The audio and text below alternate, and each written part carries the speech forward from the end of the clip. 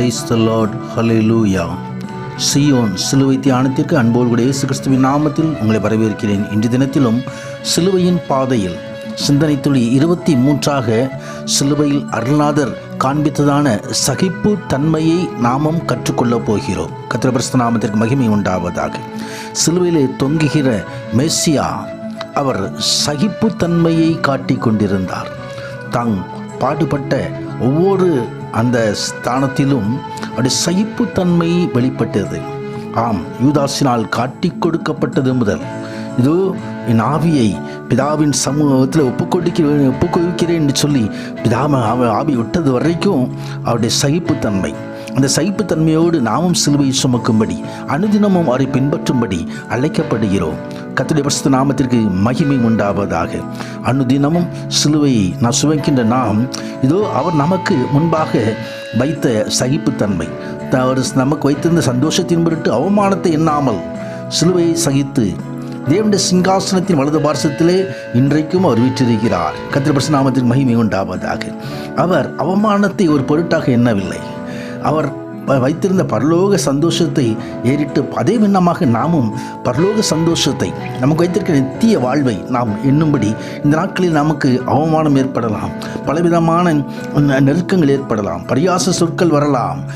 என்ன இருந்தாலும் நாம் சகிப்புத்தன்மை பெற்றுக்கொள்ளும்படி அழைக்கப்படுகிறோம்.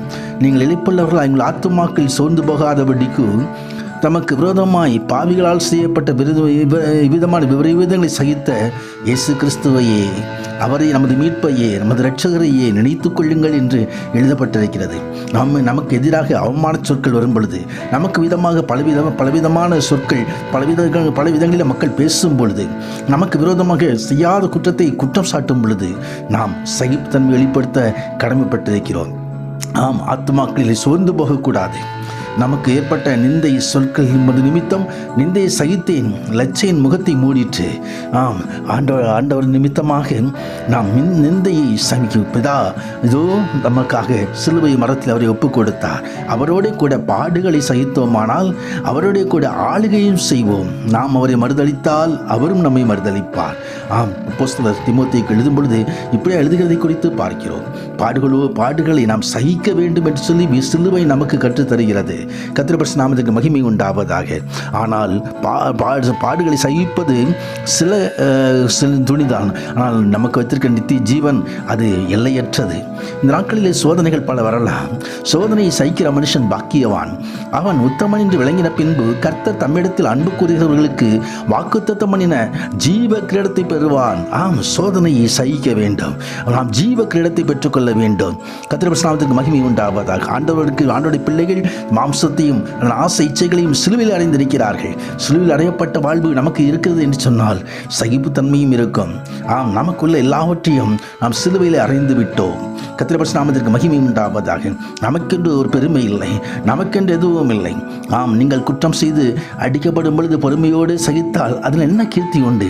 நன்மை செய்து பாடுபடும் பொழுது பொறுமையோடு சகித்தால் அதுவே தேவனுக்கு முன்பாக பிரீதியாயிருக்கிறது.